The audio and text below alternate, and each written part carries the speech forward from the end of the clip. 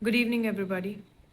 जैसे कि आपने थंबनेल देख ही लिया होगा और मैंने आपको बताया भी था कि पिछले से पिछले व्लॉग में कि जो कॉकरोच जनता पार्टी है और सोनम वांगचुक जो भूख हड़ताल पे बैठे थे, ठीक है, वो लोग एक मार्च प्लान कर रहे हैं जंतर मंतर से संसद के लिए, जो 20 जुलाई को यानी आज होने वाला था, जो कि सुबह बहुत अच्छा लग रहा था। वीडियोस जो आ रहे थे उनको देखते हुए कि काफ़ी शांतिपूर्ण तरीके से प्रोटेस्ट की शुरुआत हुई थी।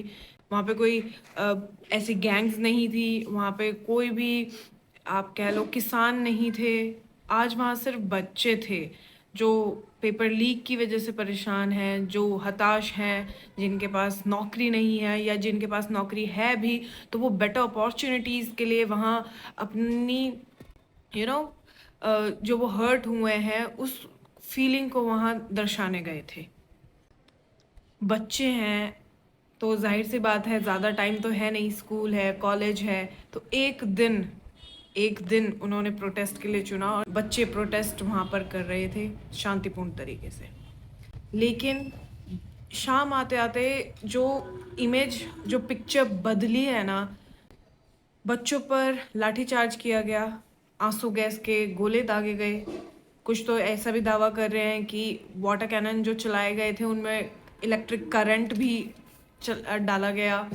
सबके ऊपर लाठीचार्ज किया गया है, बैरिगेड्स लगाए गए, रोका गया। और अब शाम होते होते तो वो शांति, अगर ये शांति से चलता तो शाम तक की बात थी, फिर वो अपने घर चले जाते।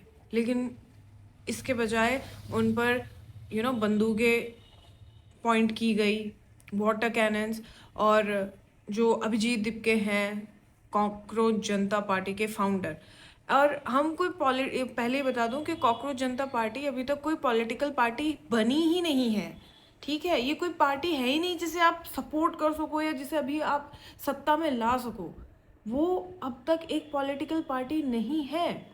वो सिर्फ फिलहाल एक प्रोटेस्ट का हिस्सा है, एक फेस है।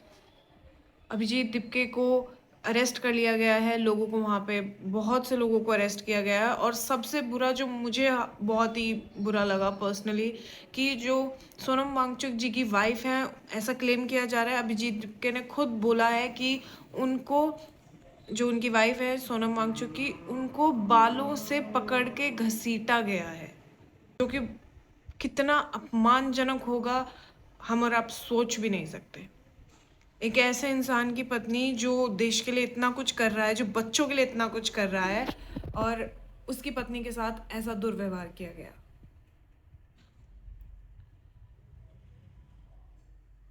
बहुत खुशी थी मुझे कि मतलब पहली बार लाइफ में इतना बड़ा प्रोटेस्ट मैंने देखा, या हम सभी नहीं, हमने इतना बड़ा प्रोटेस्ट कभी नहीं देखा। जो किसान आंदोलन के टाइम पे वहाँ सिर्फ किसान थे, आज वहाँ सिर्फ बच्चे थे। किसान वहाँ 1.5 साल तक बैठ गया, बच्चे नहीं बैठ सकते थे। तो मैं जो आउटकम इसका प्रिडिक्ट कर रही थी, मैं तो यही प्रिडिक्ट कर रही थी कि आराम से शांतिपूर्ण तरीके से मार्च होगा, बच्चे अपने जो दिक्कतें हैं उन्हें सरकार के सामने रखेंगे और ये मार्च ये ख़त्म हो जाएगा, सब अपने घर चले जाते हैं अपनी दिक्कतें बता के। पर वहाँ जो हुआ, नेट बंद कर दिया गया। अगर कोई दिक्कत नहीं है, अगर सरकार सही है और बच्चों के साथ वहाँ पे जो व्यवहार किया गया है वो सही है, तो फिर नेट क्यों बंद किया गया?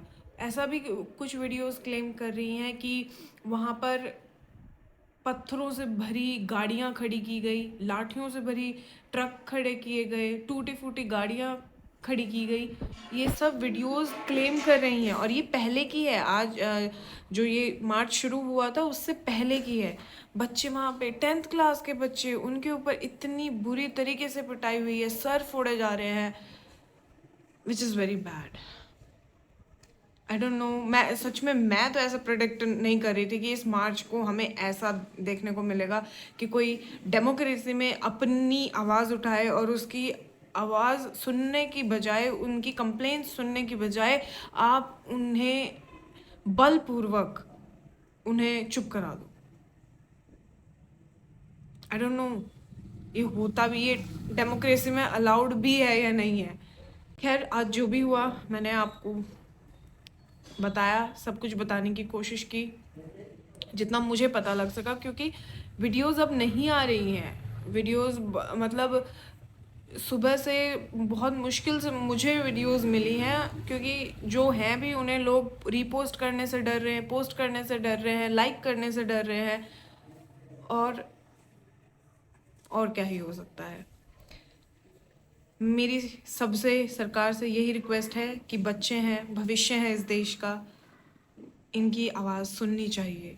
अगर इन्हें तकलीफ़ है, ये सिर्फ एक इंसान का इस्तीफ़ा मांग रहे हैं, क्या एक इंसान का, एक अधिकारी का जो इस्तीफ़ा है वो इन सब बच्चों से ज़्यादा इम्पोर्टेंट है कि हम इन पर आंसू गैस के गोले दागें? वो कोई क्रिमिनल्स नहीं है, वो कोई आतंकवादी नहीं है। उनके हाथों में क्या थे? बैग थे, अपना टिफ़िन, वाटर बॉटल्स, ये सब लिए हुए थे वो लोग।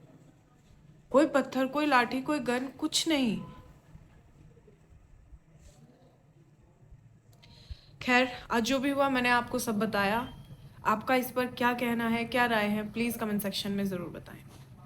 Thanks for watching.